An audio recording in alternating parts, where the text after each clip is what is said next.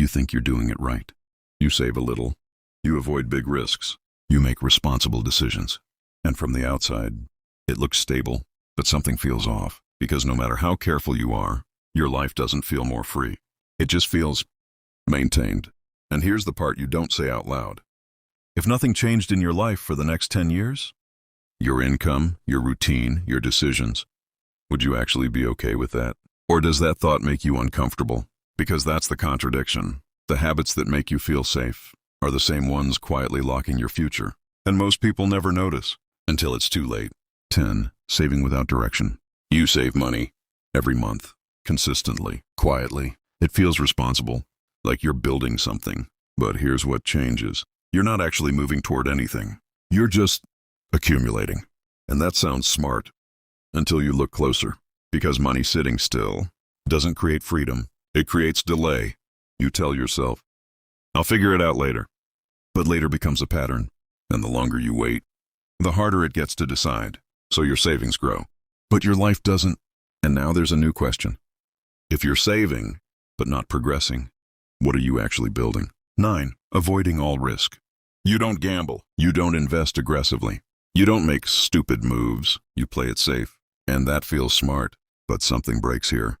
Because avoiding risk is still a decision.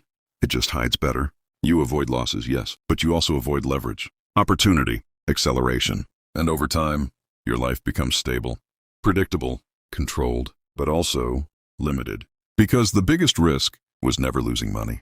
It was building a life where nothing can grow. So now the tension shifts. What if safety is the thing holding you back? 8. Upgrading your lifestyle. Slowly. You don't overspend.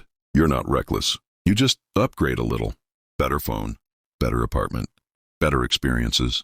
Nothing crazy, just enough to feel like progress. But here's where it gets dangerous.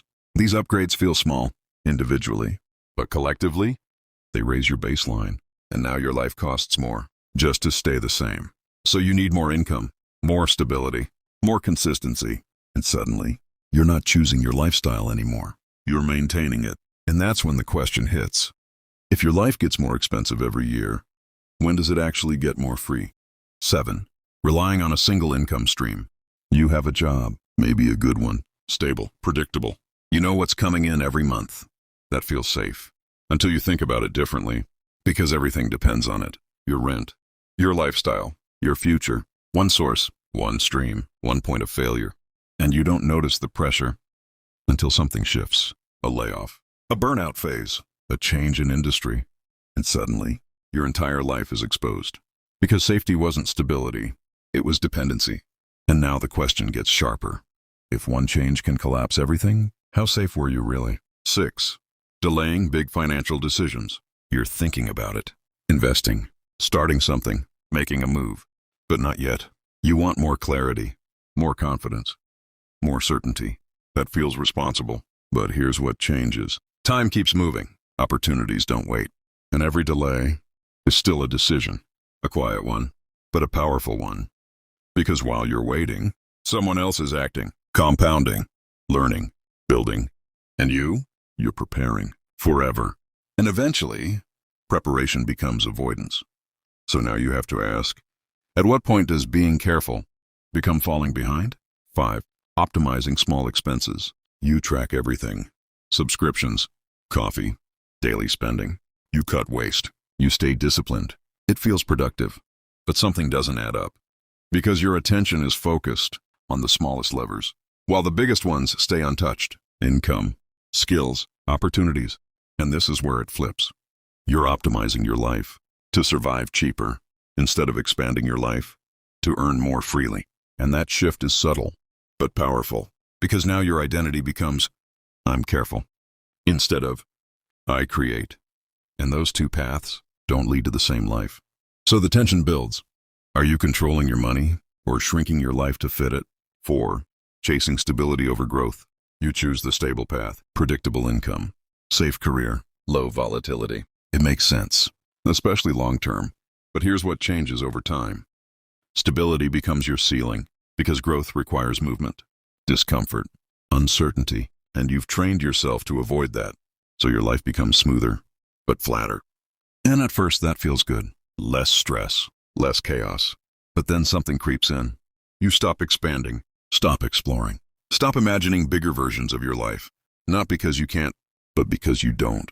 And that's the shift. This was never about money.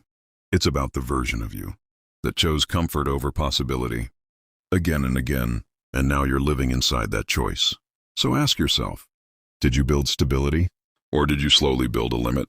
3. Tying your identity to being responsible. You're the responsible one.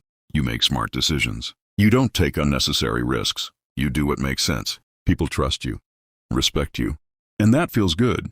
But here's where it turns. Responsibility becomes your identity. And identity is hard to break, because now every decision has to match that version of you, even when it shouldn't. Even when it costs you growth, you won't take the leap. You won't explore the uncertain path, because that's not who you are. And suddenly, your identity isn't protecting you. It's limiting you, quietly, consistently. And now the discomfort deepens. What if the version of you that feels the safest is the one keeping you stuck? 2. Building a life that requires consistency. Your life works. Everything is aligned. Income matches expenses. Routine supports your schedule. Nothing feels out of place. It's smooth, stable, efficient, but fragile, because everything depends on everything continuing exactly like this. And that's the trap, because real freedom doesn't require consistency. It creates margin, flexibility, options. But your life, it only works if nothing changes, and that's not freedom. That's dependency in disguise. So now the question becomes unavoidable. If your life breaks when things shift, how strong was it to begin with? 1. Confusing safety with progress. This is the one, the deepest layer, the one everything connects back to. You feel safe. You're not struggling. You're not reckless. You're not failing. And that feels like progress. But it's not. It's maintenance. And maintenance feels good because nothing hurts. But nothing grows either. And this is the uncomfortable truth. You didn't build a path forward. You built a system that keeps you exactly where you are. Longer, cleaner, more comfortably. You're not moving toward freedom. You're extending your current life indefinitely. And suddenly everything clicks. Why it feels off. Why progress feels slow. Why freedom feels distant. Because you were never moving toward it. You were protecting what you already had. And protection is not the same as growth. So now you see it. The habits didn't look dangerous. They looked smart, responsible, safe. But they all shared the same flaw. They optimized your life to avoid risk, instead of building a life that could handle it. And that's why it never felt like freedom. Because freedom isn't about control. It's about flexibility. It's about having options when things change. And right now, most of your decisions only work if nothing does. But this isn't the worst part.